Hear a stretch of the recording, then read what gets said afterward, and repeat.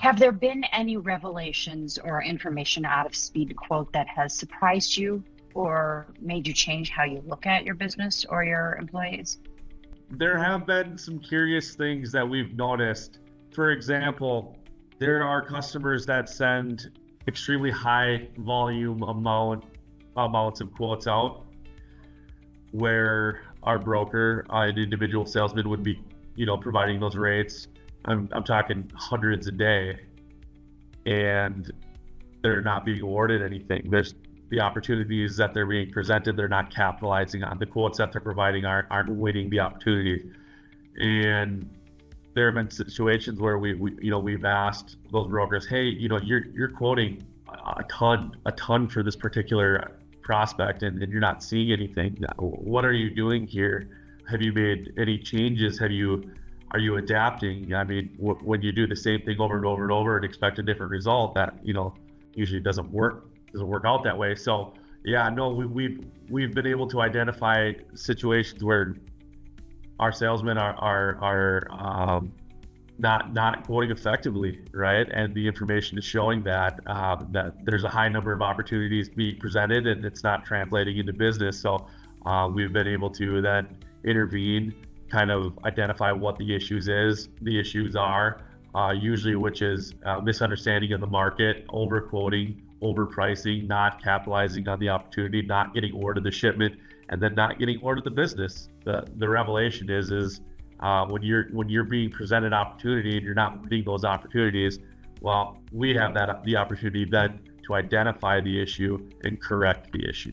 So Derek, I think you bring up a fantastic point, and what we hear, from other leaders utilizing our tool and have come across those similar situations, what they tell us is they use this real-time capability of identifying all these quotes that are being sent back to customers, and being able to actually use that data for productive conversations with their customer, where they can sit down with their counterpart and say, hey, Mr. Customer, you sent us over 500 quote requests, right, over the last 60 days. We only won 2 lanes, right? Here is the data. Here's what we quoted. Here's what you requested. Hey, how can we win more business with you, right? They've used the data as a real way to leverage themselves back into that customer and have a meaningful conversation, which then again, rebuilds rapport and relationships with that customer. Is that something that you've experienced as well? 100%. Yeah. So when you have this data that shows all these opportunities, these quotes that you're getting, and you're just not being awarded any decent amount of volume of it, well, then you follow up with your customer and you ask for that critical feedback. What is it? Are my rates high?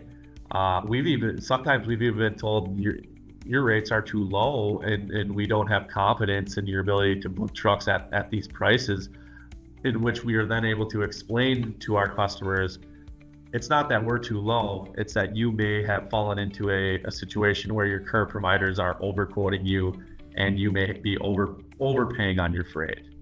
Also, some situations, there are customers that are just not prone to changing. People like routine, people like relationship. So we're able to use S2Q to dig a little bit deeper and look into the information and kind of figure out, well, if our prices are in line and our availability and responsiveness is good, and we're still not being awarded shipments, sometimes it simply takes time, and you need to build that relationship and be more than just a broker to that particular potential prospect. Again, S2Q is great to dive into the nitty gritty and the details and know, hey, we can adapt this or change this or tweak that. But sometimes it just shows that persistence pays off, and you just need to keep working at it and grind on people and just keep working at it, and eventually, the opportunity will present itself.